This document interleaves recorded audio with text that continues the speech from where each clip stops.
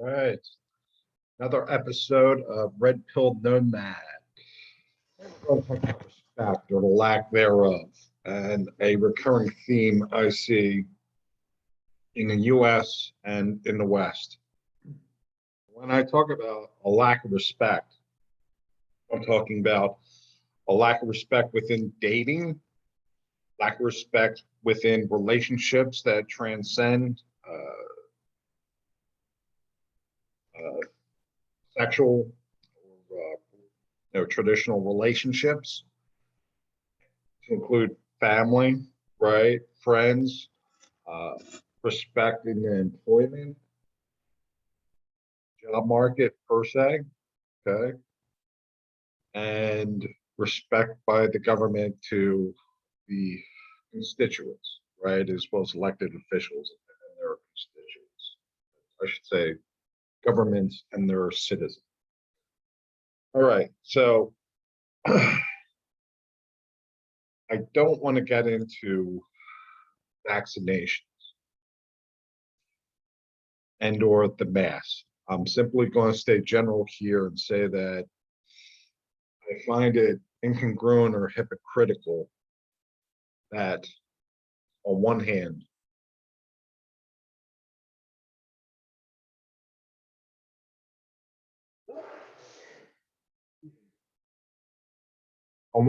governments, whether those are national, municipal, state, provincial, etc., can embrace this my body, my choice, and employers don't even want to go anywhere near there. Yet they're mandating vaccinations and wearing a mask. Take a step back, okay, because I'm trying to be neutral here as far as pro-choice, okay, or pro-life. I frankly understand the platform of either beliefs there, okay. With that said, I find it, again, incongruent and hypocritical when it's very hands off, right? The government with regard to the abortion pro-life pro-choice, but they're really they've mandated seatbelts for years. They're allowing employers to mandate vaccinations. And here's the thing, right? If an employer or someone like that mandates something, especially something going into your body or that may affect your health, they have to sign off on the liability. If they don't get a get out of jail card, if they mandate that you do something and that may make you sick, they may give you your children birth defects. If you have children after being taken, whatever they're implying, okay, life's unfair. That's a reality of the situation. But if you're mandating something and the pharmaceutical companies or whatever companies that are making this have a get out of jail card, okay, then it's not right. There needs to be people held accountable if things go wrong. And reminds me a little bit of have to give credit to where credit's due. I had a conversation with my brother last night, and he mentioned Agent Orange. And if you aren't familiar, Agent Orange was a defoliant used during the Vietnam War that the United States Armed Services sprayed across the jungle and forests, etc., to defoliate, to basically break down the vegetation to the enemy troops. Well, American troops walked through this stuff, right? The land that this stuff was sprayed on, and they got cancer, and their kids had birth defects. So again, there needs to be accountability and liability, right? But life ain't fair, so more often than not, it's not.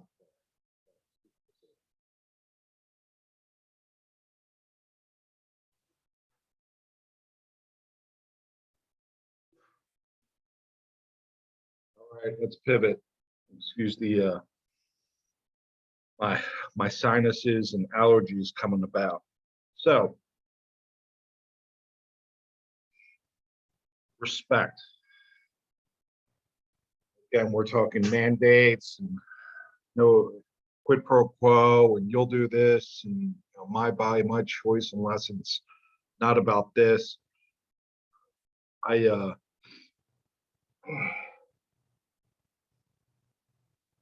have been looking at dealing with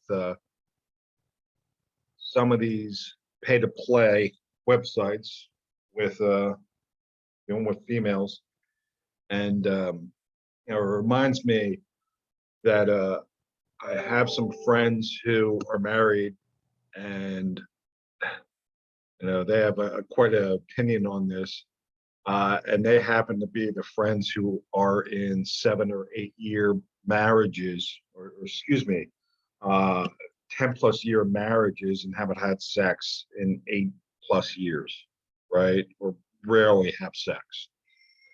And they have kids, and I get that, and they're good guys, right? But if she doesn't respect you, if you're not getting your needs met, why are you in that? And I want to say this one guy, she doesn't have sex with you because she doesn't respect you. She's the breadwinner, and you have a lot of potential, never lived up to it.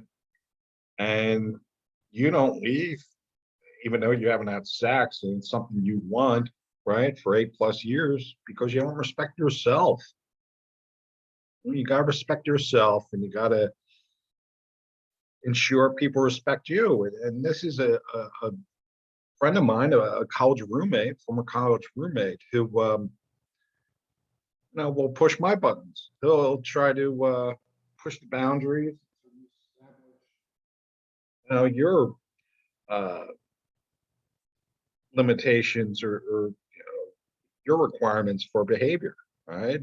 And he's came from a broken home, and so it carries forward, where it's a lack of respect or associating with the wrong people. And I've seen that with even going out to eat sometimes. Some of these places, if you don't speak up, they'll just treat you like an invisible person. So respect is something that needs to be fought for. You need to take a stand, and I see it over and over again in this contemporary society, where you got to speak up. You got to stand up for yourself. And on top of that, try not to be a jerk, right? But yeah, you need to establish your boundaries and hold them. And again, I mentioned my brother. I live uh, multiple states away from my family, and it was a relatively close family. But things change, and they always want me to come see them. And I respect that they want to see me, but they only want to see me on their terms. Okay, you got to establish that respect. If again, I mentioned in earlier episodes, I'm 43. I'm about to be 44 years old, and I'd rather be alone than around people who don't respect me, period. And that's something I had to learn on the more than once, and had to steadfast or stand ready to do that. Right? I Life's too short. I'm not going to hang around people who don't respect me, or people who expect me to come to them and put them on a pedestal. No, no, no, no, no. Okay. As I mentioned in another episode too, I saw like a TikTok on a YouTube video, and some teenager gal in their 20s was saying to the ladies, don't deal with these guys who aren't afraid to be alone, because they're going to be the most difficult to deal with. And again, I'm going back to what I just mentioned with my college buddy, my former college roommate. Okay. He's not happy, but he doesn't have the wherewithal to make a stand. He knows He's in a better position in a sexless marriage than alone as a divorced dad. And his wife knows that, period. Even if he got some type of settlement, again, because she's the breadwinner,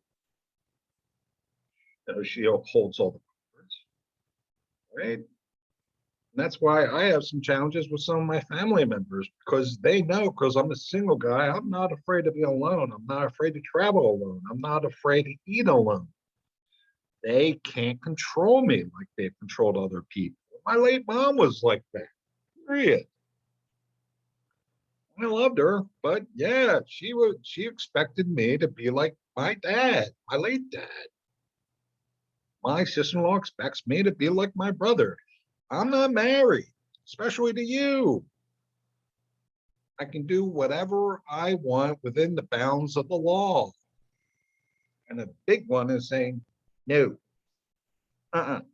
nope. And I've never seen a woman get more upset when you say no, when they are so used to getting their way. And it's human nature. And again, going back to respect, if people are used to getting their way, or they're self-centered, or maybe a psychopath or narcissistic, whatever, they're going to default to try to treat you like crap until you stand up and hold your ground. And I'll tell you what, it's exhausting. I wish life weren't this way, but it is what it is. So hold that line. Do what you feel is right in your best interest. Go where they treat you best. Because time flies. Life is short. All right. Thank you for joining another episode of Red Pill Nomad. Until next time. Bye.